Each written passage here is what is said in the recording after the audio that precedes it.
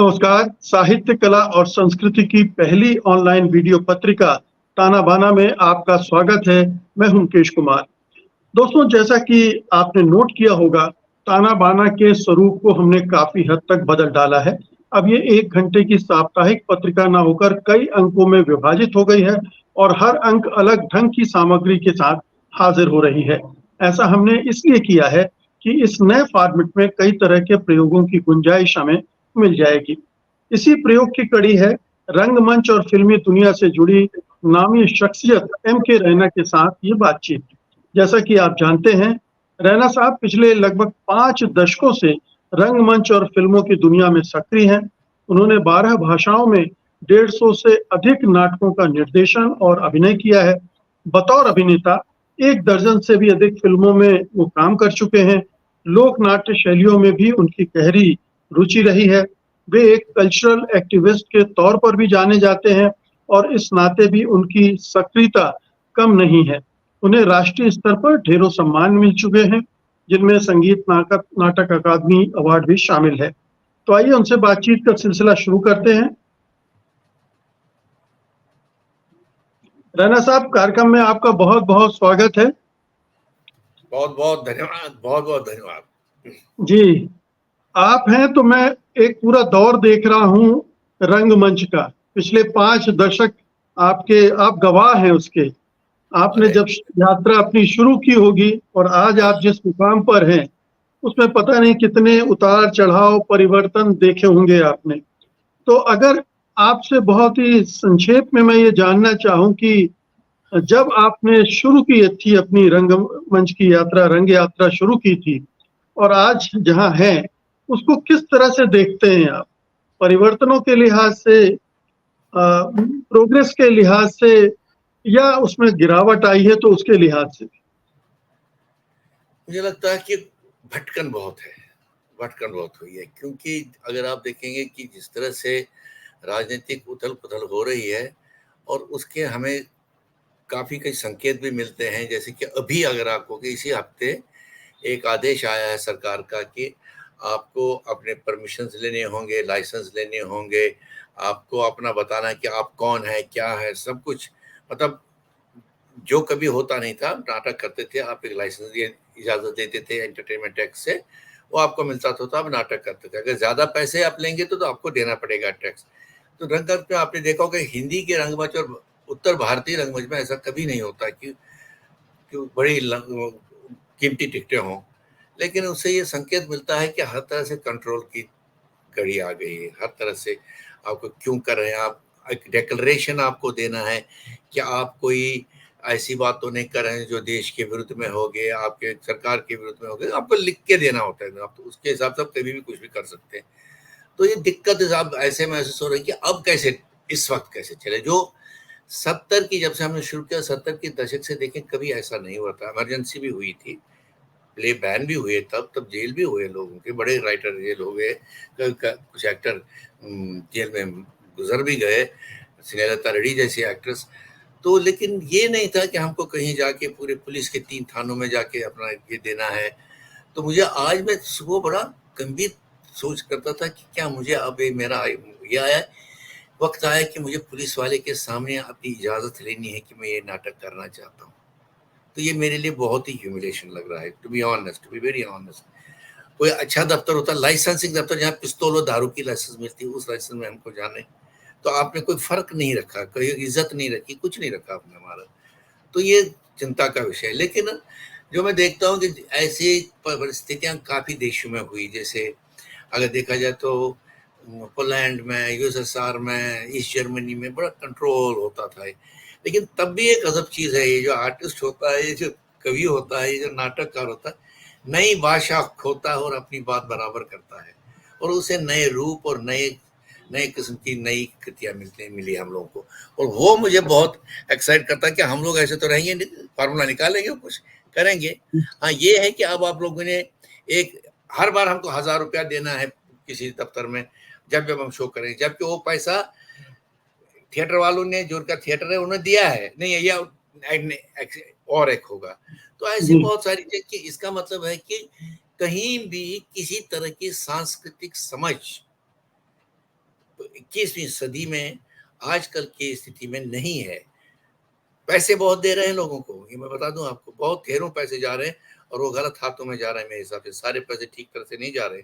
वो ये बट रहा है मामला, और जी। अच्छी कृतियां वहां निकलती नहीं। तो पहली बात जो आपने बहुत महत्वपूर्ण कही कि किसी भी क्रिएटिविटी के लिए फ्रीडम चाहिए होती है, और वो बिल्कुल। जो दौर था पूरा वो फ्रीडम का दौर था, उसमें रचनात्मकता फली फूली। अब एक सेंसरशिप का दौर है, एक कंट्रोल का दौर है, और इसमें जाहिर है कि क्रिएटिव पर बुरा असर पड़ना है, लाजमी है। बुरा पड़ेगा, लेकिन मुझे ये भी लगता है, मुझे पूरा मतलब ये जो बीज है ना, जो कला का बीज है, ये निर्माण का बीज होता है लेखक के लिए, कविता के लिए, नॉवेलिस्ट के लिए, ड्रामा करने वाले पेंटर के लिए, संगीतकार के लिए, वो रास्ता निकालता है। ये पानी की तरह बहने वाला है, ये रुकने वाला नहीं है। ये गलत फहमी में हमेशा आपने देखोगे, जितने भी ऐसे लोग सरकारें आई, समझ गए कि हाँ खत्म हो, नहीं होता, कभी खत्म कुछ नहीं होता। थोड़ा अंडरग्राउंड जाएगा, नीचे जाएगा, छुप के काम करेगा, लेकिन उसकी जो एक आप कह दीजिए परंपरा है, वो परंपरा से दगा नहीं करता।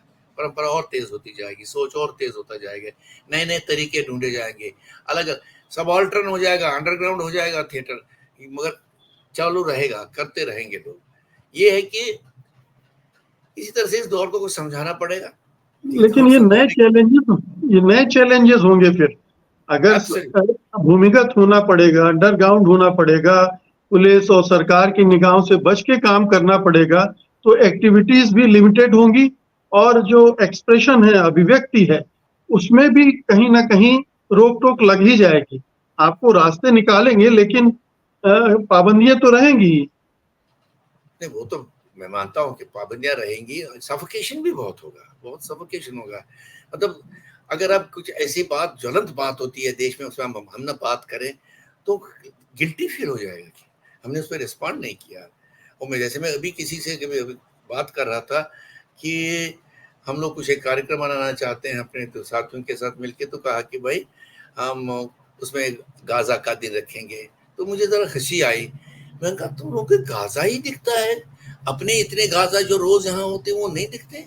ये अच्छा है कि दूसरे देश का है, वहां कोई कुछ नहीं कहेगा, कर दो, इट इज वेरी इजी। अपने गाजा की बात कौन करेगा, बहुत सारा हो रहा है।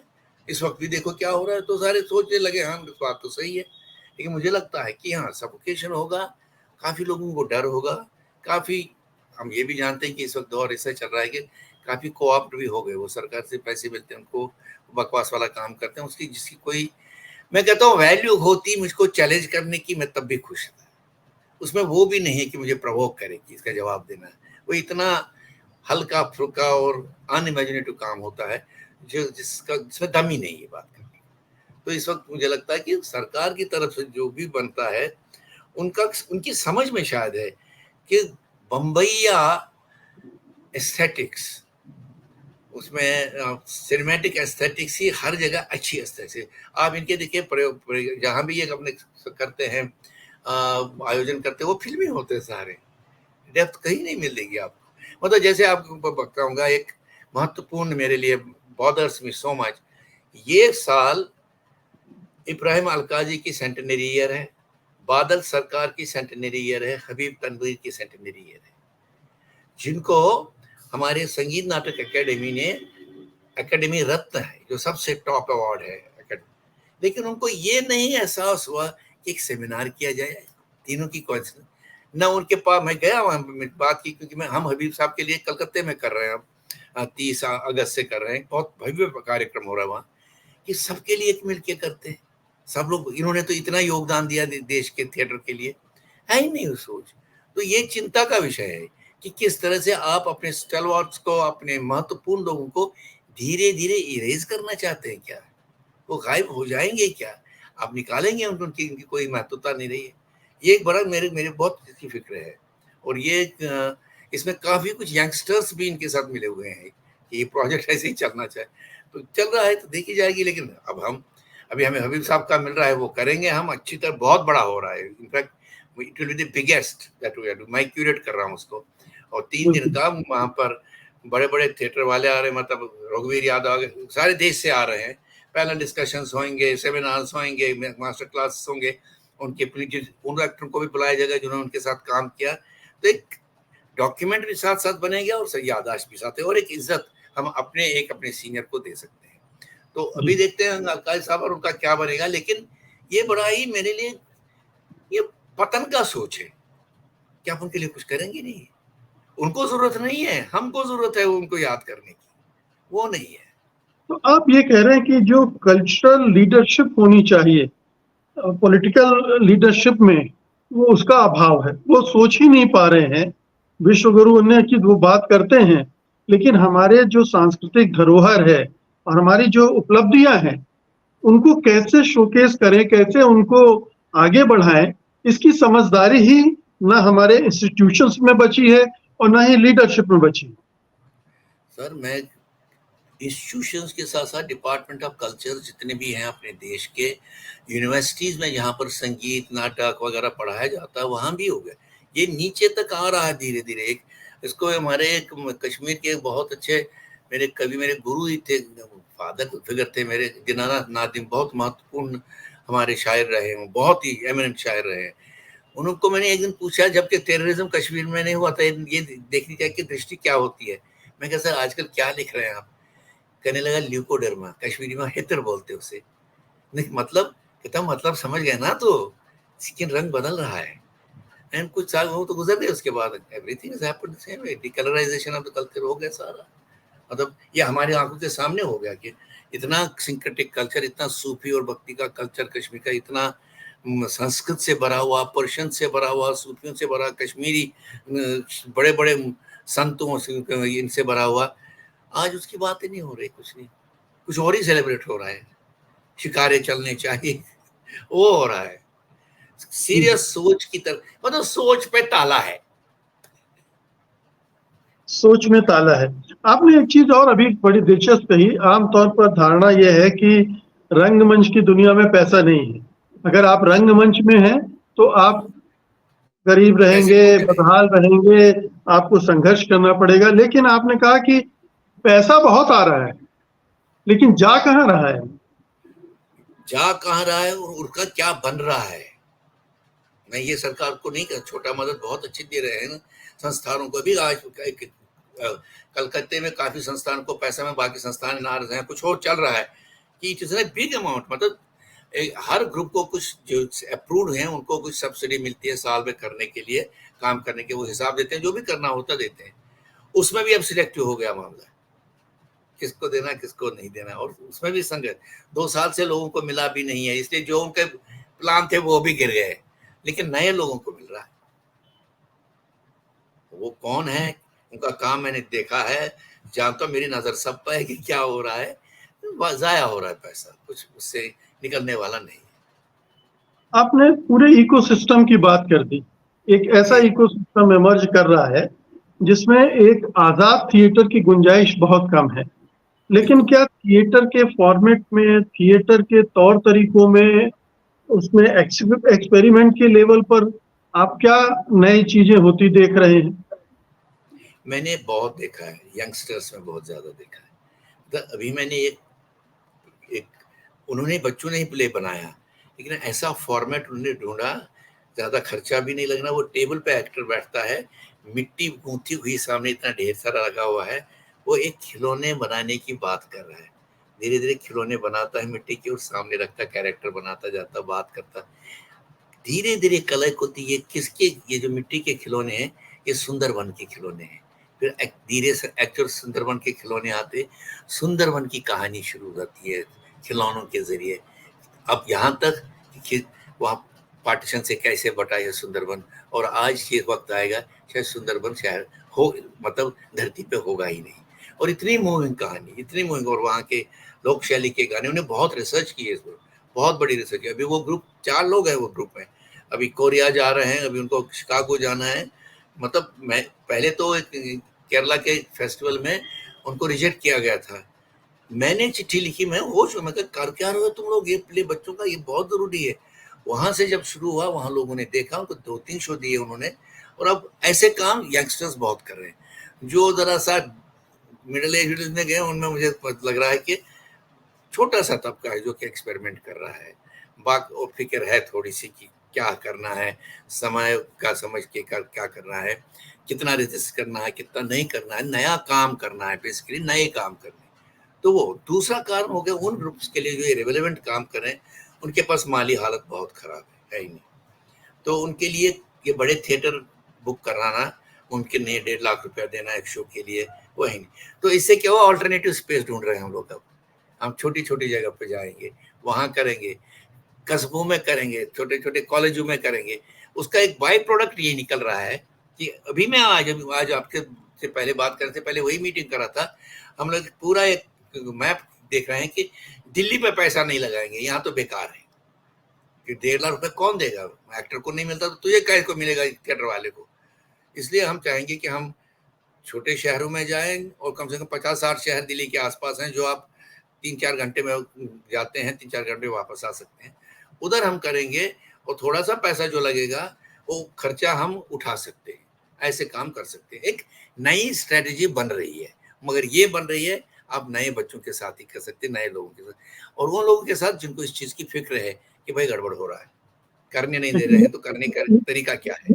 ये तो बहुत अच्छी चीज है, क्योंकि अभी तक जो हम लोग महसूस कर रहे थे कि थिएटर या तो महानगरों या शहरों तक ही सीमित है, गांव कस्बों तक जा ही नहीं रहा है।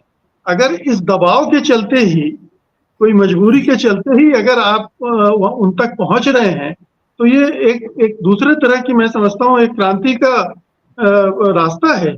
अच्छा रास्ता है ये, रीच आउट रास्ता। मैं आपको बताऊंगा, हमने कैलकुलेट किया, अगर हम दिल्ली में प्ले, एक हमारे पास है गांधी जी के असैसिनेशन पे प्ले, हत्या कार की, वो जो रमेश सागर ने लिखा था उनकी सेंटेनरी पे, वो हम 2-3 साल से कर रहे हैं।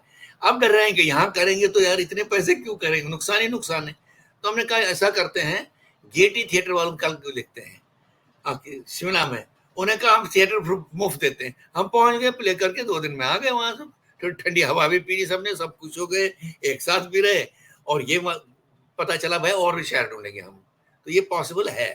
तो इसके लिए हम थोड़ा सा, मैं भी करूंगा थोड़ा सा काम इस पर कि कहाँ कहाँ हमें, मतलब मैं देख रहा हूँ, मैं उनको कहा देखो, अगर दिल्ली से निकले सोनीपत है, पानीपत है, उसके बाद आएगा करनाल आएगा, उसका अंबाला आएगा, चंडीगढ़ आएगा, कालका आएगा, शिमला पहुंचेंगे। थोड़ा सा मुड़िए यहाँ से पंजाब की तरफ, और भी 5-8 शहर मिलेंगे। और ये शहर वो हैं जो ओवरनाइट आप वीकेंड पे जा सकते हैं, जो मराठी थिएटर सदियों से करता आ रहा है। वो जाते हैं, फ्राइडे नाइट को गए, सैटरडे को प्ले गए, संडे को प्ले किया, संडे रात को वापस आए, सभी अपना अपना काम करते हैं।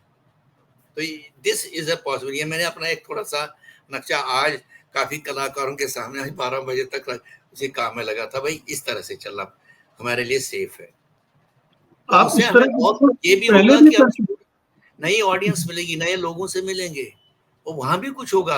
अगर वहां गए तो 1-2 वर्कशॉप छोटा सा करेंगे उनके साथ। आप इस तरह के प्रयोग पंजाब और कश्मीर में पहले भी कर चुके हैं। मैं तो कहा हूं ना, लेकिन मुझे और लोग भी चाहिए ना, ये करने के लिए तैयार होने चाहिए ना। मैं जी तो करता जी हूँ, मुझे तो दिक्कत भी नहीं होती, मुझे बहुत अच्छा लगता है। इनफैक्ट दिल्ली में आप इतना सीखते हैं, आप जब आपके ऐसी जगहों पर जाते हैं, इतने वहाँ आपके देश की धरोहर उन्हीं के पास है, वही आपको आइडियाज देते हैं, वहीं से आपको थीम्स मिलते हैं, और आपको प्रवोक भी वही करते हैं। उनसे जब आप बात करते हैं, डिस्कशन करते हैं, नई चीज़ों का पता चलता है आपको, तो आप एजुकेट भी हो जाते हैं ऐसे सफ़र में करने से। तो एक रिश्ता भी बनता है जो बहुत ज़रूरी है थिएटर के लिए, जी जो मराठी और बंगाली थिएटर में है। जी। ये आमतौर पर कहा जाता है कि हिंदी में अच्छे नाटक नहीं है, अच्छे नाटक लिखे ही नहीं जा रहे हैं। क्या ये सिलसिला मैं पिछले 3 दशकों से लगातार सुनते आ रहा हूँ। क्या आज भी वही स्थिति है, या कुछ आए हैं नए लिखने वाले, ये लिखे जा रहे हैं, या उनका रूपांतरण हो रहा है? नहीं, एक अजीब सी एक घटना घटी है बीच में थिएटर में। वो ये है, जबकि एक लगा कि नाटक नहीं मिल रहा है कोई, तो लोगों ने खुद नाटक बनाने शुरू किए, एक्टर मिलके बनते हो, उसको कहते हैं डिवाइस प्ले। अब मुझे लगता है उसका भी दौर थक गया, दौर भी हम लोग खुद ही करेंगे, खुद ही बनाएंगे, डायलॉग खुद ही करेंगे, ड्रामा हो गया। लेकिन मुझे ये कंफर्टेबल नहीं लगता, लेखक साथ नहीं है तो आपका एक गंभीर दृष्टिकोण नहीं होता, ये बचपना जैसा लगेगा कुछ देर के बाद। इधर मैंने 2-3 तो देखे हैं लिखने वाले, लेकिन थिएटर करने वाले रुकते नहीं है। हम जैसे हैं, हमने कविता पे नाटक किया, पुस्तक उठाई उस पे नाटक, जैसे मेरा वो प्ले है stay at a while, Gandhi ji और टैगोर के पत्रों और टेलीग्राम्स पे प्ले बना, और इतना चल रहा है वो, जहां भी हम करेंगे बहुत उसमें डॉक्यूमेंट, सारी एक्सपेरिमेंटेशन उसमें। हम कोई मेकअप नहीं करता, कोई टैगोर नहीं बनता, हम सीधे 3 एक्टर सामने आते हैं, देखिए हम आपको उनके पत्र पढ़ेंगे, हम खुद नहीं बनेंगे, वो बहुत गलत होगा, तो आप हम पढ़ेंगे आपके सामने। वाकई यूं शीट उठते हैं और पढ़ते रहते हैं, और धीरे धीरे आपको ऐसे खींचता वो प्ले आपकी तरफ, आपको समझ नहीं आता। लेकिन हम कर गए वो। फिर हमने दूसरा भी किया था, एक गांधी जी का मैंने दूसरा प्ले किया था, उसका नाम रखा था मैंने Babla and Bapu at the rate of Sabarmati आश्रम। बच्चों का प्ले था। वो नारायण देसाई थे गांधी की पे जो गांधीन थे, उन्होंने अब बचपन की कहानी लिखी थी बापू के साथ जब आश्रम में थे, और वो इतनी हिलेरियस है, इतनी, वो गांधी जी का वो एस्पेक्ट पता ही नहीं। मैं तो कितने एक डेकेड से मेरे पास किताब थी, टिल आई मेट नारायण भाई को यहाँ मिले IIC में। मैंने कहा सर मैं नामट करता हूँ, मेरे पास आपकी पुस्तक है, आकर हिदायत, तो मैं उसको नाटक, तो वो इतने गांधीयन ही कह सकता है कि मैं तो तेरा इंतजार कर रहा था, तू कहाँ था इतने दिन। तो मैंने कहा करो, कहते मैं तो क्या कह रहे हो तुम, शुरू करो। तो उसको हमने बनाया नाटक। तो नाटक बनाने की कमी नहीं है, लेकिन ये है कि वो, अब वो ये भी मैं नहीं कहूँगा कि मोहन राकेश नहीं मिलेगा तो आप नाटक नहीं करेंगे, ऐसा नहीं है। ऐसी एक यहाँ के बिहार के राइटर हैं, उनका नाटक अभी हो रहा है, क्या नाम है उनका, Rishikesh. Rishikesh ji ji. Rishikesh is coming a big way. अपने इनके उपन्यास पे भी अब हो रहा है, मेरा एक स्टूडेंट कर रहा है वो। तो ढूंढना पड़ता है। देखिए मुझे लगता है काफी लोग लेजी भी हैं, पढ़ते नहीं है, तो जी नजर तो हमको रखनी पड़ेगी ना। हाँ, तो हमें नहीं मिली, मतलब 90 में हाल ये था कि क्या करेंगे, मैंने उठाया वो कर्मा वाली प्ले बनाया, एक कर्मा वाली नॉवल था एक उर्दू का, और जी। रेपर्टरी के साथ किया, तो 4-5 साल चलाया उन्होंने, अभी तक बात कर रहे हैं, हमें फिर करना है रिवाइव। ऐसा नहीं है। या इन्हें बानभट्ट की आत्मकथा पे नाटक बनाया, मेरे तकलीफ तो मेरी हुई, 1.5 साल में उसको, मतलब सोता रहा जागता रहा, इतनी खतरनाक नावल है।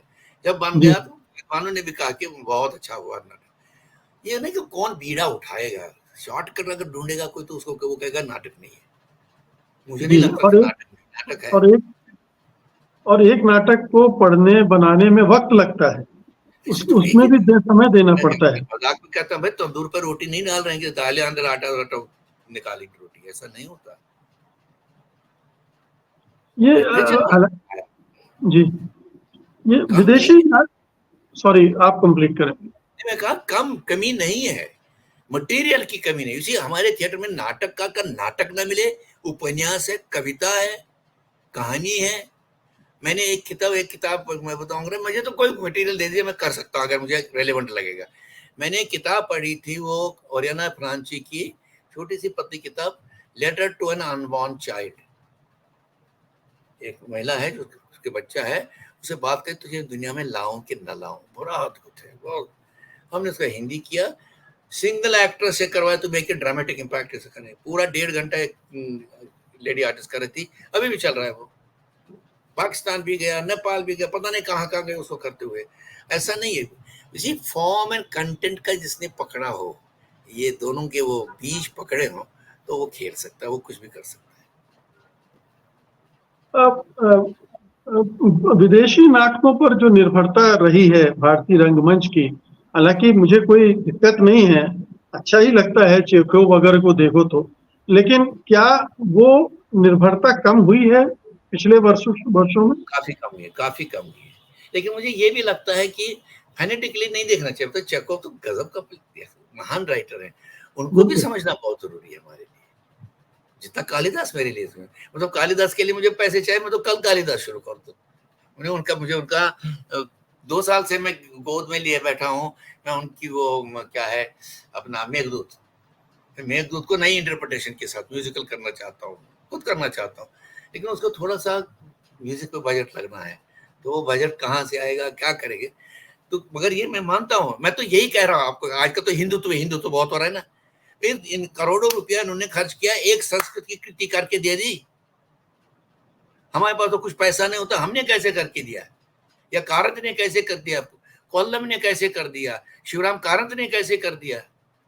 आपने कालिदास किया नहीं किया, भवभूति किया नहीं, तो क्या किया उस पैसे को। आप कहते हैं भारतीय संस्कृति, भारतीय पुरानी संस्कृति, कुछ नहीं, ये फ्रेग है, because they are not capable. मैं तो ये मानता हूँ उनके पास कैपेबिलिटी ही नहीं है कि उस सोच पे ले आए जितनी उसमें बारीकी चाहिए, कि वो उनके पास नहीं है। मैंने एक देखा है कि एक शब्द संस्कृत का नाटक किया गया, राष्ट्रीय नाट्य विद्यालय ने किया, आधे घंटे के बाद में निकल आया, वो मेरे टीचर ने किया था, माफ करता हूँ। और फिर वो नाराज हो गई मुझसे, तो पकड़ ली मुझे। मैं कहा आपने नाट्य शास्त्र लगता उल्टा पढ़ा है, मैंने तो उर्वर पढ़ा है, लेकिन मेरे टीचरों ने जो मुझे पढ़ा है और मैंने विद्वानों का जो पढ़ा है, वहाँ ये चीजें तो नहीं है कि कन्याएं आएंगी और जो वीआईपी बैठेगा उसको स्टेज पे ले जाएगी, उसके पैर धोएंगी।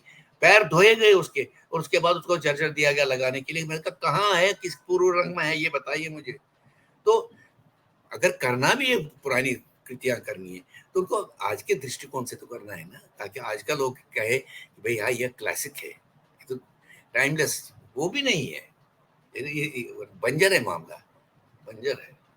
रैना साहब, अक्सर मैंने ज्यादा देखा हाफ है शोर ज्यादा जी, ज्यादा रैना हाफ शोर, साहब, लेकिन क्या सॉरी, करूं मैं, भरा हूं मैं, ये भारतीय भारतीयता मेरे यहाँ गला सफोकेट कर रही है।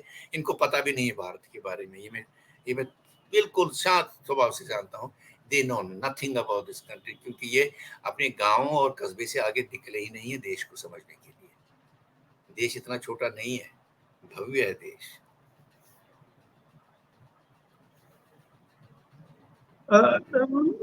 मैं आपसे सवाल ये कर रहा था कि क्या वजह है कि अक्सर साहित्य, कला, संस्कृति वाले लोग समाज को दोष देते रहते हैं कि ये जो हिंदी पट्टी है, गोबर पट्टी है, यहाँ सांस्कृतिक निरक्षरता इस कदर गहरी बैठी हुई है कि वहां कोई भी कला फलती फल फूल नहीं सकती। रंगमंच भी इसीलिए उस तरह से नहीं दिखता है जैसे महाराष्ट्र में दिखता है या बंगाल में दिखता है। क्या आप इस विचार से सहमत हैं, या हमारे कलाकार, हमारे जो संस्कृति कर्मी हैं, वो उन तक पहुंच नहीं पा रहे हैं, इसलिए ऐसी स्थिति बनी? दोनों रेलेवेंट है, दोनों दोनों चीजें हैं। मैं मानता हूं कि हिंदी रंगपट्टी में मुझे ये सबसे ज्यादा, मुझे अब माफ कीजिएगा, मुझे लगता है कबीर के बाद ऐसा रिफॉर्मर ही नहीं मिला हमें। हमारे यहाँ राजा राममोहन राय नहीं हुए, हमारे यहाँ आर्य समाज आया, तो इसके बड़े वो एक, मतलब अगर आप हरियाणा के हार्टलैंड में जाते हैं, अगर आपने कोई चीप सा कुछ नहीं किया तो उनको मजा नहीं आता है। तो वहाँ की जो लोग हैं, जो सोसाइटी है, उन्होंने कभी ये एफर्ट नहीं किया। अब हम जैसे लोग कितना एफर्ट करें, मैं तो कहता हूँ, हम तो पैदल घूमे थिएटर वर्कशॉप्स करते करते, कुछ उगेगा कुछ उगेगा, उगता कुछ नहीं है। जबकि उधर लोग जो है वो ड्रामा देखते हैं और अपना टिकट छोटा सा लेके जाएंगे। हमारे यहाँ तो फ्री चाहिए, दिल्ली में भी फ्री चाहिए, हर जगह फ्री चाहिए। ये प्रॉब्लम है। दूसरा प्रॉब्लम ये है कि हमारे जो करने वाले भी हैं, हम में भी सोच विचार की कमी है, ये भी मैं मानता हूँ। हम ये सोच के नहीं चलते भाई, ये जो इलाका है इसके अलग तरीके से इस नदी में उतरना होगा। यहाँ की स्विमिंग जो करेंगे आप, अलग चाल से करेंगे, वो नहीं चलेगी जिस चाल से आप बम्बई या दिल्ली में कर रहे हैं। क्योंकि आप एक ऐसे परिवेश में उतर रहे हैं जो परिवेश काफी कुछ सामंतवादी अभी भी है, अभी भी एंटी वुमन है, अभी भी वहां पर पुराने विचारों की सत्यानाशी मामला है। तो उधर कैसे उतरना है, उस पे हम लोग ज्यादा बात भी नहीं करते। ज्यादा से ज्यादा नाटक करेंगे, नाटक is not enough for drama के लिए। परिवर्तन लाना है तो चारों तरफ से परिवर्तन लाना है ना, आपको उसमें एक एक्टिविस्ट जैसा है बना पड़ेगा। आर्टिस्ट होने के साथ साथ artist has to be an activist also. वो अपने को ये नहीं कि मैंने रिहर्सल किया, शो हो गया, नमस्ते में चला गया, वो बात नहीं बनी हुई। उसका असर देखते रहना है, मतलब कि मुड़ के आना पड़ेगा। मैं बात करना चाहता हूँ आपको, कुछ लोगों को मोटिवेट करना चाहूंगा कि कुछ बने यहाँ कुछ। जैसे कि मैं देखूंगा रोहतक पे मुझे थोड़ी सी उम्मीद दिख रही है। मैं गया वहाँ, वहाँ पढ़े लिखे बहुत लोग हैं, यूनिवर्सिटियाँ उनकी वहाँ, वहाँ थोड़ी बात मुझे लगी, तो मुझे लगा यार यहाँ उन्होंने हमें बुलाया, के पास पैसे नहीं थे, तो आप हमारे गए गांधी का प्ले लाइए, आप लेक्चर करने आइए, तो हम जाएंगे। हम ये नहीं सब सोचेंगे कि कैसे जाएंगे, हमने हम आ रहे हैं तुम्हारे लिए, करेंगे कुछ ना कुछ वहाँ। तो उसे थोड़ा सा रिश्ता बनता है। हम लोग एक, मतलब ये है कि रंग कर्म के लोग जो हैं वो आइसोलेशन में नहीं रह सकते। वो ये नहीं कह सकते हैं कि उसके साथ बुरा हो रहा है, मेरा साथ नहीं हो रहा, तो मुझे क्या लेना है। भाई तेरे घर पर भी आएगा, जल्दी आएगा, तेरे द्वार पर भी आएगा ये मामला। तो वो समझ जब तक नहीं आएगी, हमेशा मुझे लगता है कि हिंदी रंगमंच मेजॉरिटी में अगर देखूं, माइनॉरिटी तो हमेशा होती, जिनको सोशल साइंस की समझ नहीं है, वो नाटक सिर्फ नाटक समझते हैं। सोशल साइंसेस की समझ से ही आप इंटरप्रेट अपने प्ले को अच्छा करेंगे। पॉलिटिकल समझ के साथ भी कर सकते हैं। ये इसकी तरफ हमारे रंगकर्मियों का ध्यान बहुत कम है, बहुत ही कम है। और अब आज ये हो गया कि ये जो अब नया थिएटर जो पनप रहा है वो इमेजेस में बन रहा है, नैरेटिव्स बदल रहे हैं, नए नैरेटिव्स में, इमेजेस में, बिंबों में बात हो रही। तो बिंब बता दीजिए, आपको समझ आया नहीं आया, तो उसने तो कर दिया। अब मैं समझूंगा नहीं आता, नहीं अक्सर वो था, बिंब भी तो वो है जो सबके सामने समझ में आए, वो बिंब तो नहीं जो तेरे घर का बम हो, वो कहाँ चलेगा। तो ऐसे भी बहुत प्रयोग हुए हैं जिससे ज्यादा असर नहीं पड़ रहा है, तो आप वो स्टेज आसान भी हो गया, उससे एक्टर को लगता है ये आसान है मेरे लिए, ये भी हुआ है। दूसरा, एक्टर की जो तैयारी है उसको लगता है कि 1.5 वर्कशॉप मैंने किया, उसमें पढ़ाई लिखाई की जरूरत नहीं है, निरक्षर चाहिए। एक्टर डायरेक्टर निरक्षर नहीं हो सकता, उसको लिटरेचर पढ़ना पड़ेगा, समाज शास्त्र पढ़ना पड़ेगा, समझना पड़ेगा, उन लोगों के साथ बहस करनी पड़ेगी जिनको ज्ञान ज्यादा है, इसमें कोई अहंकार की बात नहीं है, तभी तो सीखोगे तुम। तो वो उस समाज का हिस्सा तो बड़ा बनता है। वो सोच हमारे यहाँ सोच कम है और समझ भी बहुत कम है उसकी, या उसकी तरफ ध्यान भी नहीं देते। वो मैंने प्ले अभी कोई देखा तो साहब पता चला, इसको तो पता ही नहीं। एक रशियन प्ले मैंने देखा अभी, मंगा बाबा इसको तो पता भी नहीं कि चेकोव के प्ले में विलन नहीं होता, वहाँ सभी सब ह्यूमन बीइंग्स होते हैं, सिंपल चीज है जैसी, तो बना दिया फिल्मी स्टाइल में, एक प्रोटोगनिस्ट एंटेगनिस्ट हो गया, ड्रामा खड़ा। ये बहुत हमारे यहाँ इंटेलेक्चुअल बैंक्रप्सी काफी है थिएटर वालों में। मुझे मारेंगे कहने में, लेकिन मुझे कोई इसमें ये डर नहीं है कहने में कि भाई तुम लोगों को इंटेलेक्चुअल बैंक्रप्सी बहुत है। ये जो आपने वैक्यूम की बात की वो बहुत बड़ी इम्पोर्टेंट, बहुत महत्वपूर्ण इसलिए मुझे लगती है कि जब भी हम थिएटर की बात करते हैं तो अलका जी की बात करते हैं, हबीब तनवीर की बात करते हैं, एम.के. रैना की बात करते हैं, बादल सरकार की बात करते हैं, इस तरह के राम गोपाल बजाज कुछ नाम हैं। उसके बाद ऐसा लगता है कि सब खाली हो गया। ऐसा तो है नहीं, तो क्रिटिक भी नहीं है। एक क्रिटिक होता है ना, क्रिटिसिज्म में क्रिटिक चाहिए, क्रिटिक नहीं है। और उसका ये कारण ये भी है कि अगर आप देखोगे पहले तो जैसे सर्वेश्वर जी लिखते थे हमारे ये रिव्यू, प्रयाग शुक्ल लिखते थे, कभी कभी रघुवीर साहे जी भी लिखते थे, अब तो कोई लिखने वाला भी नहीं है। अच्छा, वो सर्वेश्वर जी हमारे साथ बैठते थे मंडी, उसमें चाय पीते थे और बहुत बहस करते थे हमसे, लेकिन अब तो ऐसा कुछ नहीं है। और हम भी जाते थे उनसे मिल के, फिर बात करेंगे, मजा आता है उनकी, फिर वो कविता सुनाते थे। वो है ना, वो है ही नहीं वो कि हमको उस समाज के हम एक हिस्से हैं, कल्चरल समाज के हिस्से हैं, इसमें कविता भी है, उपन्यास भी है, राइटर भी है, म्यूजिशियन भी है। हम तो ब्रजू महाराज के साथ भी बैठते थे, अब तो एक सोच भी नहीं सकते किसी डांसर की तरफ जाएंगे भी। आई डोंट सी, मैं कभी अच्छे थिएटर वालों को में से 2 या 3 होंगे जो मुझे थिएटर में दिखते हैं दूसरे के प्ले देखने के लिए। ये भी एक अजीब, देखना ही नहीं किसी का काम, चाहे खराब भी क्यों ना हो, देखना ही नहीं। बहुत it's a very dangerous situation, very dangerous situation. ये आपने जो जो जो मुद्दा उठाया है वो दरअसल कलाओं के बीच में आपस में जो संवाद होता है संवाद है वो ही नहीं। खत्म हो गया। यानी रंगमंच साहित्य से भी बात करता है, नृत्य से भी बात करता है, संगीत से भी बात करता है, तब पूरा रंगमंच बनता है। ये वैक्यूम इधर भी है, उधर सिनेमा में भी है, उधर ओटीटी में भी है, टेलीविजन में भी है, चारों तरफ वही वैक्यूम है, सब आइसोलेशन में काम कर रहे हैं। बिल्कुल सही कहा आपने। मतलब मैं आपको ये बताऊंगा कि हमारे टीचर अलका साहब बार बार पूछते हैं, आज कोई एग्जीबिशन देखी नहीं कोई आप लोगों ने? तो ऐसा लगता है यार मनाएंगे यार, पहले देखो यार एग्जीबिशन, नहीं तो कल पूछेंगे, बेइज्जती हो जाएगी। तो और मंडी हाउस में है सब, वही सारा सब देखते थे। मतलब मैंने अपने सामने बाल सरस्वती को डांस करते देखा है।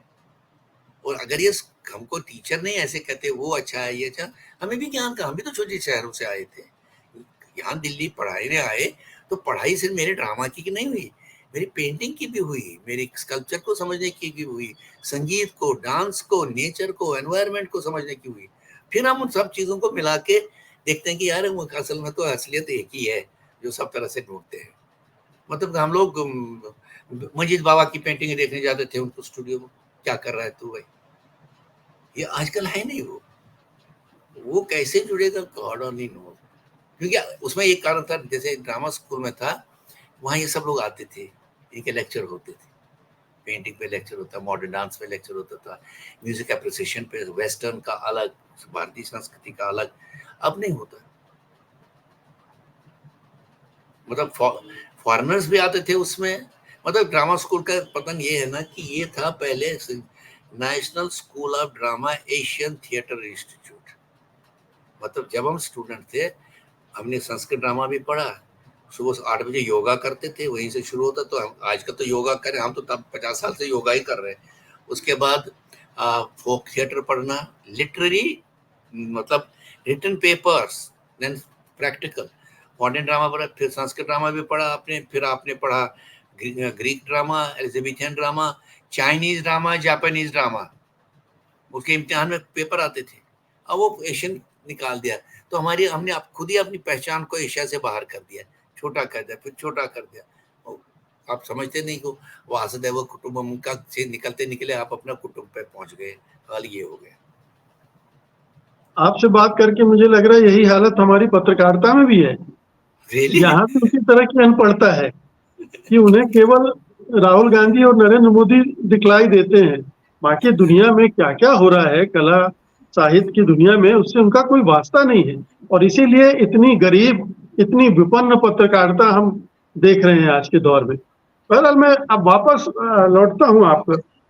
ये तो थिएटर का आपका एसोसिएशन है। मैं हालांकि इसमें और थोड़ा आपसे जानना समझना थोड़ा चाहूंगा कि जो वर्कशॉप, जो प्रयोग आपने किए, उनके बारे में भी थोड़ा बताएं। जो आपने श्रीनगर के पास किया था, या पंजाब में रहकर किया, या इतनी सारी भाषाओं में आप करते रहे, उनके अनुभव भी आप शेयर करें दर्शकों के साथ, तो मुझे अच्छा देखिए, लगेगा। मैं बताऊंगा, ये छोटी सी कहानी है। जब मैं ड्रामा स्कूल से बाहर आया तो मुझे थोड़ी देर में कुछ महीने रेपर्टरी में रहा, लेकिन मुझे लगा ये मेरा काम, रेपर्टरी नहीं आ रहा, नहीं हो सकता काम मेरा। अंदर वो समय भी था, एक्चुअली 70s का था, समझ लीजिए। हंगामा था सारी दुनिया में, क्या नहीं हो रहा था, यहाँ भी और वहाँ भी हो रहा था। तो मैंने कहा नौकरी नहीं करेंगे ऐसे, सारे तो उसके पागल हो गया। तो मैं कहा नहीं करनी नौकरी, टेबल पे हमें नींद आती है। उसी बीच में को 27 डाउन फिल्म मिल गई जो मैंने कर दी है। वहां से आया, जिस दिन खत्म हो गया, 3 टायर स्लीपर में विदाउट बेड वेड लेके ठंड में अखबार के ऊपर सो के मैं दिल्ली पहुंचा। कहाँ रहूंगा अभी पता नहीं, लेकिन ये पहला थोड़ा पैसा मिला था कि 7,000 रुपये मिले थे फिल्म करने के, कि हम करेंगे, अपना प्लेस करेंगे।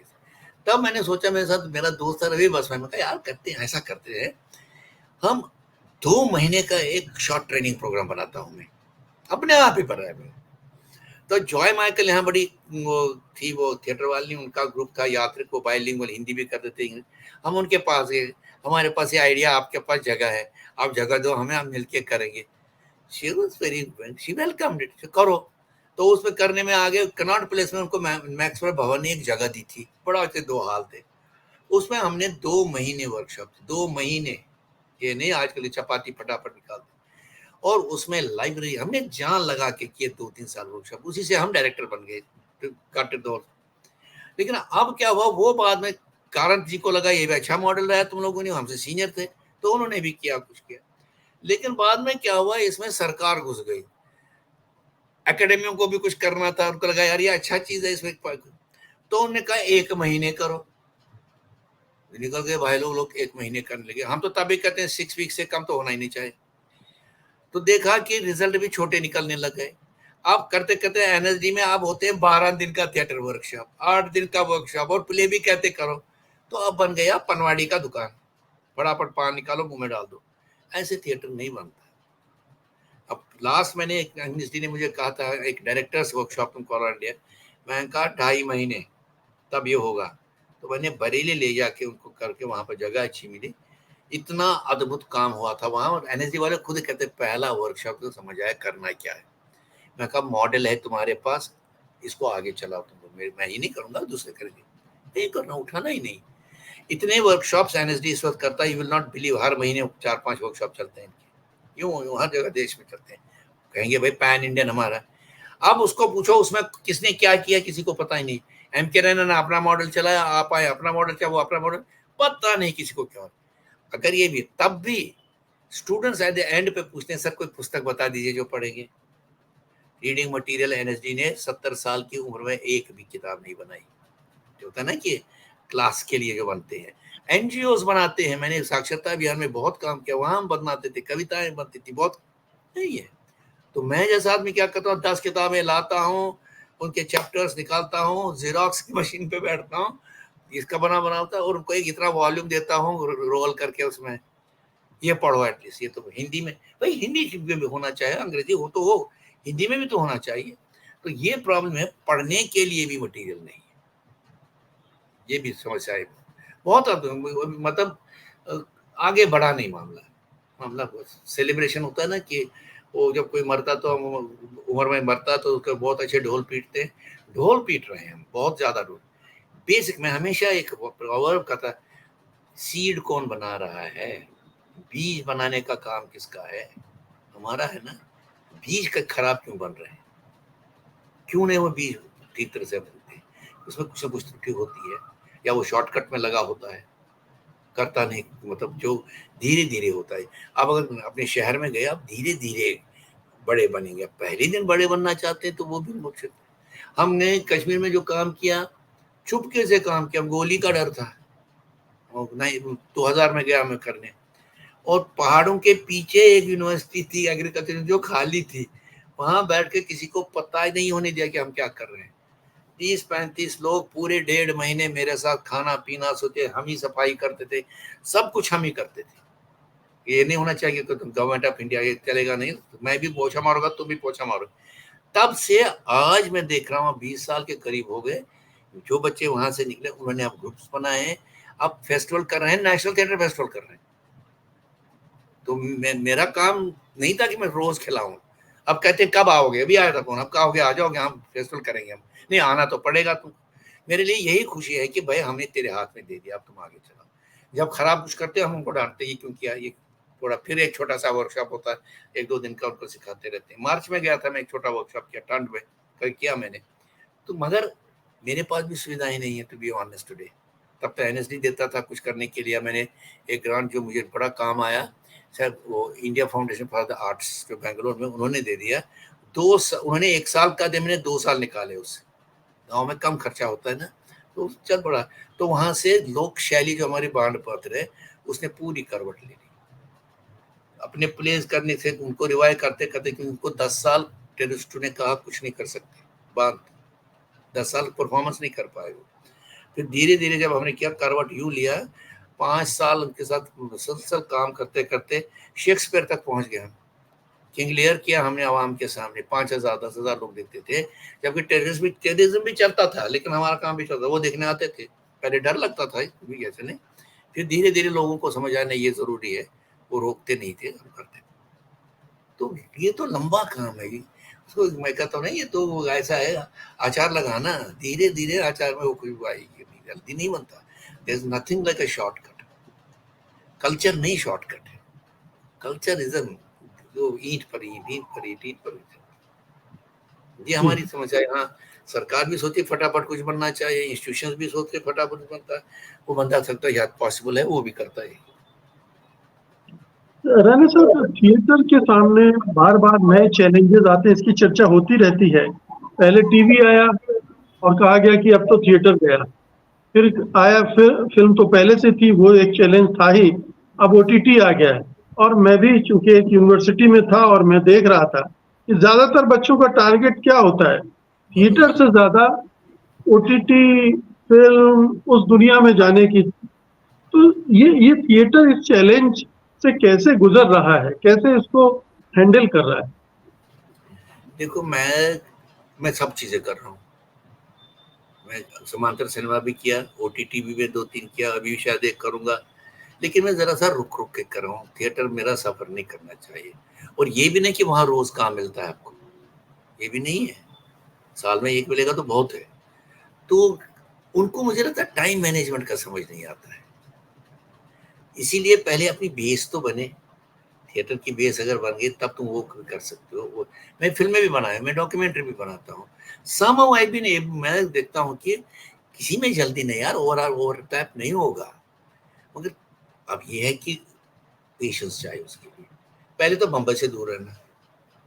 बम्बई में रह के बर्बाद होने का तरीका ये होता है कि आपको महीनों बैठे रहते हैं, कुछ कर ही नहीं पाते। हाँ आएगा, आज यहाँ जा रहा हूँ, आज वहाँ जा, क्योंकि तुमने पहले अपनी तैयारी, तेरी तैयारी इतनी कम है कि तुझे कोई पहचानता नहीं। ऐसी पहचान बनाओ ना कि भाई फलानी जगह। आजकल वो जमाना गया कि वो बम्बई में ही रहना पड़ गया, वो नथिंग लाइक दैट। वो कहीं से भी आपको पकड़ के ही लाएंगे, उनको तो आपको जरूरत है। तो वो समझ नहीं है यंगस्टर्स को। और यंगस्टर्स को दूसरा ये है कि मैं, मेरे पास यंगस्टर्स बहुत आते हैं। मैं कहता अगर तुम्हें मेरे साथ काम करना है, आज भी उस मीटिंग में कहा 3 साल, 3 साल के बाद जो तुम्हें करना करो, लेकिन 3 साल तुम थिएटर में अपने को मंजो, बेसिक ट्रेनिंग ले लो, उसके बाद तुम कुछ भी कर सकते हो। नहीं तो तुम यहाँ से भी कच्चा बन के जाता है, वहां भी कच्चा ही रह जाता है, और तुम लंबी दौड़ का घोड़ा नहीं बनता।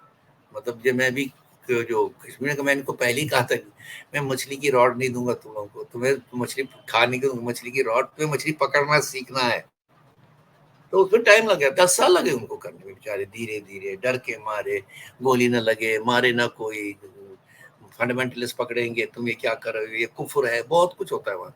उसके बीच में उनका करना, जितना भी वो करते हैं, बहुत मानता हूँ मैं, बहुत करते हैं। और अब उनके यहाँ वहाँ जितने भी बम्बई में फिल्म बने वही एक्टर है, उन्हीं को बुलाते हैं भाई एक्टर हो।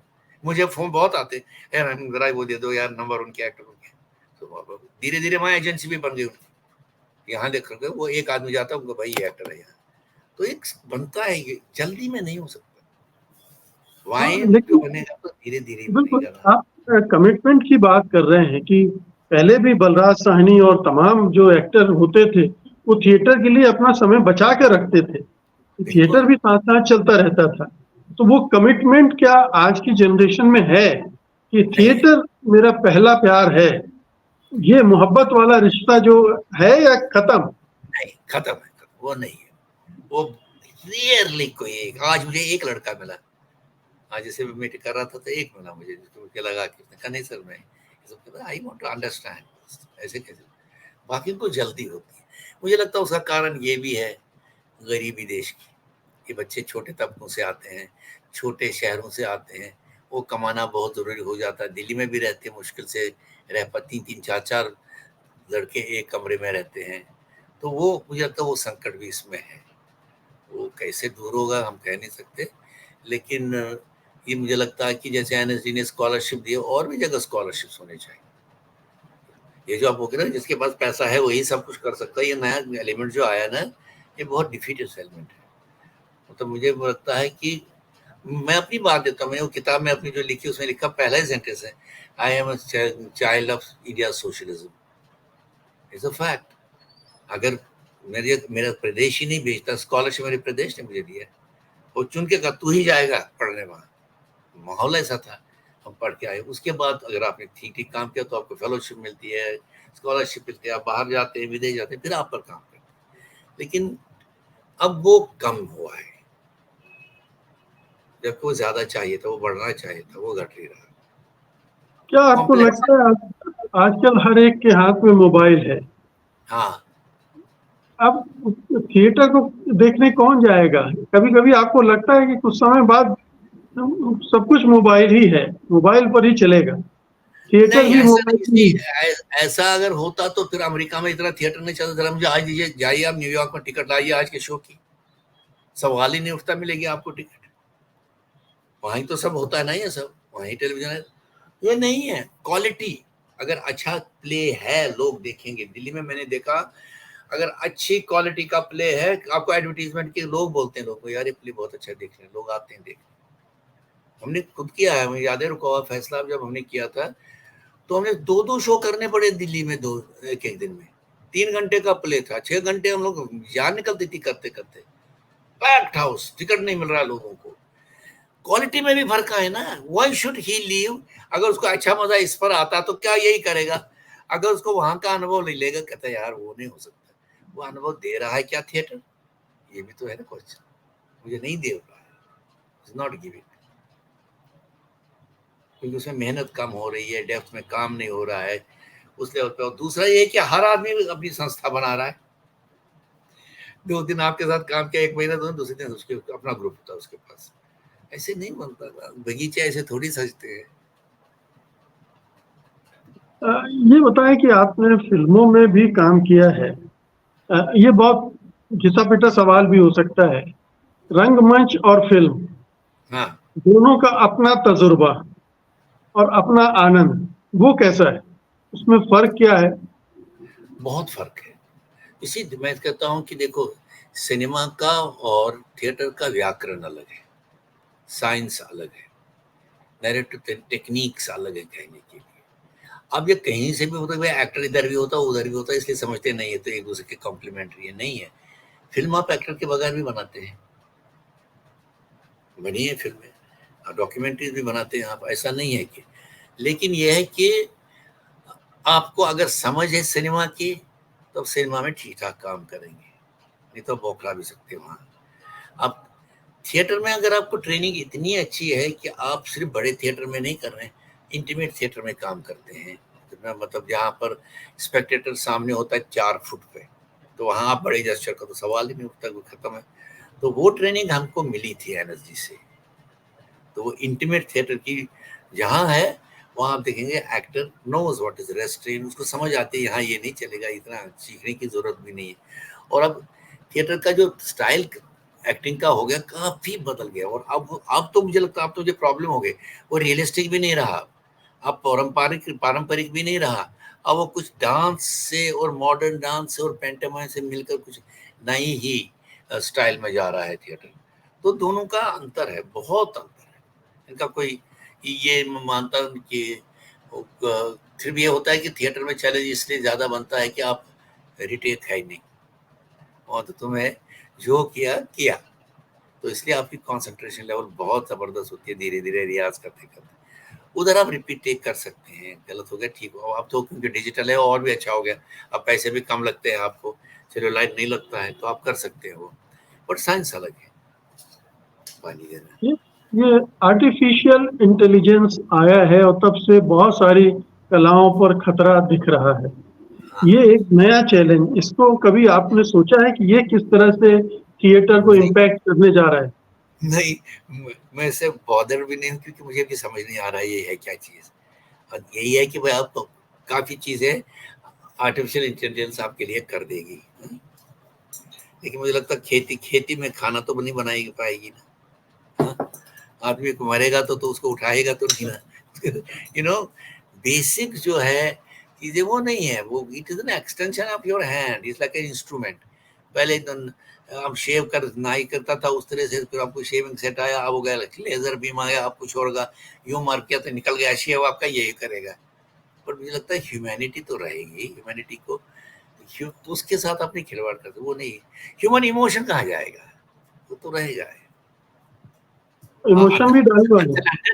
जेनेटिकली ब्रेन ही खत्म खत्म कर दे तो नया ही ब्रेन बनते, पॉसिबल है। अवतार फिल्म जैसा कुछ हो जाए तो हो जाए, बट मैंने वाकई उस पर सोचा नहीं। जी। उससे पहले हम निकल जाएंगे अपनी बाजी करके। नहीं, आप ये लंबी उम्र जिए। आप आपका जन्म 48 का है, 76 साल के हो गए हैं आप।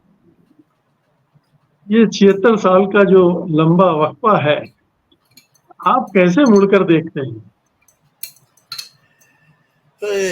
सच्ची बोल रहा हूँ मुकेश जी, मुझे खुद नहीं पता चला शायद कैसे निकल गए इतने से। हंसते खेलते निकल गए, दुख भी आया, रोना भी आया, घर भी निकल गया कश्मीर से। पर मुझे, मैं इटर्नल ऑप्टिज्म की तरह, मैं अपनी ट्रेजेडी को अकेले नहीं देखता हूँ, अपनी ट्रेजेडी को बहुत लोगों की ट्रेजेडी को देखता हूँ, उसमें मैं भी एक ट्रेजेडी हूँ। मैं उसी को लेके नहीं, मैं हमेशा ये देखता हूँ आगे क्या स्टेप है, next what is to be done, वो मेरा हमेशा रहा है। मतलब कि आप इस वक्त मैं कहना नहीं पा रहे, लेकिन हम उन कर्मचारियों से जिनको बहिष्कार किया जा रहा है, इनको नहीं आने आगे दे, ये नहीं करने दे रहा है, तो बिगड़ी है। 50 साल नहीं तुमने से मांगा कुछ था, अब क्या हमें मांगना तुमसे, हम जो कर रहे हैं अपने हिसाब से अपनी। मैं हमेशा कहता हूँ कि हम लोग वो फास्ट लेन में दौड़ने वाले नहीं हैं, हम लॉन्ग जॉगर हैं, हम मैराथन दौड़ते हैं, ऐसे चलेंगे हम आराम से। सांस लेंगे, पानी पिएंगे, फिर चलेंगे। कोई जिंदगी में कोई जरूरत नहीं कि जल्दी जल्दी, उसमें एक्सीडेंट ज्यादा होते हैं फास्ट लेन में चलने से। तो मुझे लगता है कि एक तो मुझे लगता है मुझे दोस्त अच्छे मिल गए जो सबसे ज्यादा क्रिटिक थे।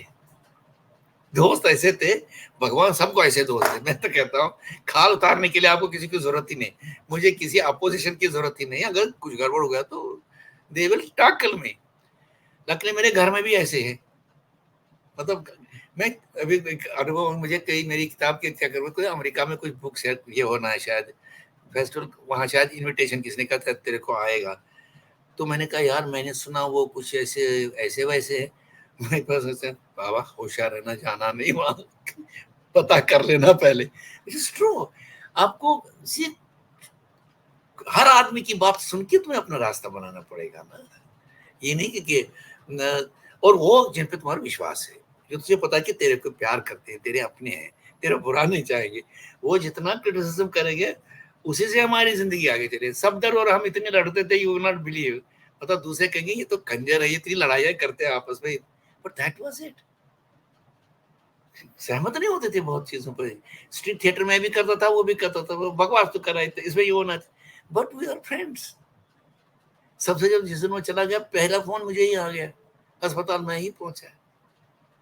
तो वो लोग आजकल कम मिल रहे हैं, नए लोग जो कि हु वोंट स्पेयर यू। वो चाहिए। मतलब मैं ये हमेशा कहता हूँ, मैं कहता देखो अगर हम थिएटर वाले, मास्कॉट थिएटर में स्टेनिस्लावस्की बहुत बड़े डायरेक्टर एक्टर थे, उनके कौन थे साथ में, डंचनकोव, चेकोव। मैं कहा वो उनकी चिट्ठियां पढ़ो, एक दूसरे को क्या कहते थे। लेकिन थिएटर जब करते थे मिलके करते थे, इतना सुंदर। मतलब चेकोव का कहना है कि स्टेनिस्लावस्की तो कभी मेरा प्ले समझा ही नहीं। मैंने लिखा है चेरी ऑर्चर्ड एक कॉमेडी, इसने उसको ट्रेजेडी बनाया। उनका जवाब सुनिए कितना अच्छा होता है। मैं कहा ब्रेख्त को देखो, वहां उसका कौन बैठा है, नेहर कास्पर बैठा हुआ है, हाइंस आइजलर बैठा हुआ है, उसकी बीवी खुद बैठी है। जब तक द्वंद नहीं आपस में मिलके होगा तो अच्छी चीज नहीं बनेगी। तो मथना उसी को कहते हैं ना, मक्खन तो तभी आएगा जब आप युद्ध करेंगे। थीसिस एंटीथीसिस साथ में होगी। थीसिस एंटीथीसिस, ट्रेजेडी बिल्कुल।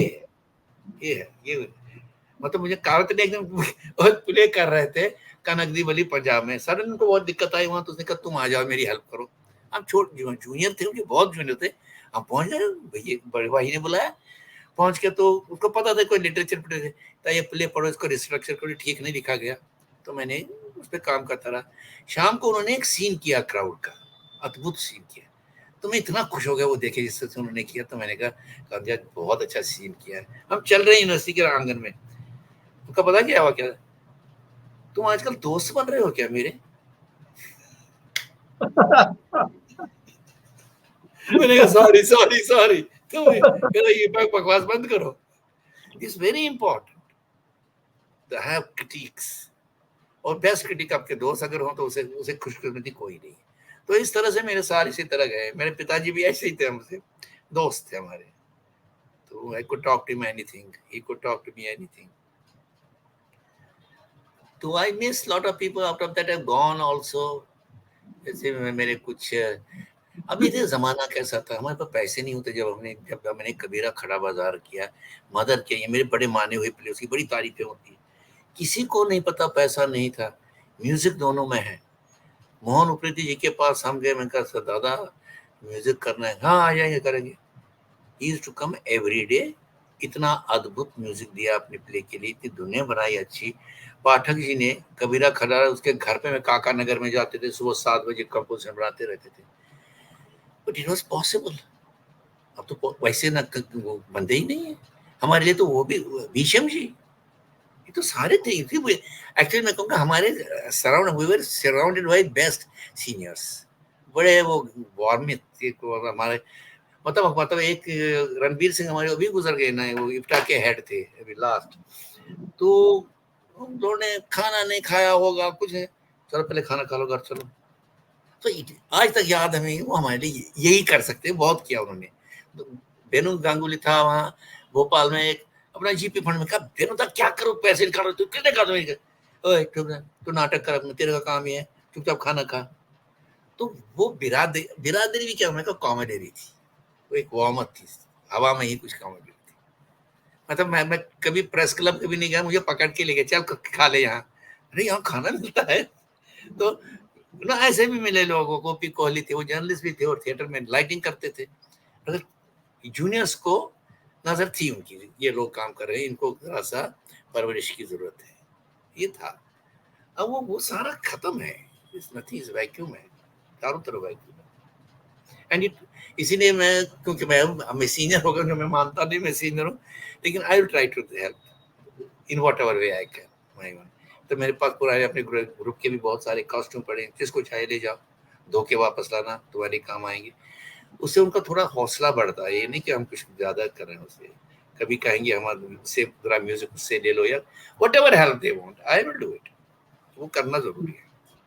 बिल्कुल। आप कश्मीरी हैं, कश्मीर जी को किस तरह से मिस करते हैं आप? नहीं, मैं मिस नहीं करता हूँ कश्मीर को।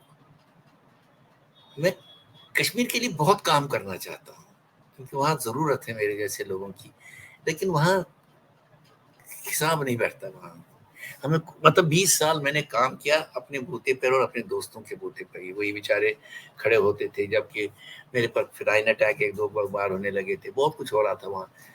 बट अब कभी तो आना चाहिए ना कोई स्टेट का, तुम क्या चाहते हो करना है, वो कभी नहीं आया। आज तक किसी ने नहीं कहा हमको यहाँ करो यार। इसीलिए फोन पे या 2-3 दिन मुझे मिल गए। और जो मुझे दुख देता है वहां सबसे ज्यादा ये था कि मुझे होटल में रहना पड़ता, पहले घर था, और वो मुझे बहुत, शाम को काम करने के बाद ऑलमोस्ट रोने लगता हूँ मैं।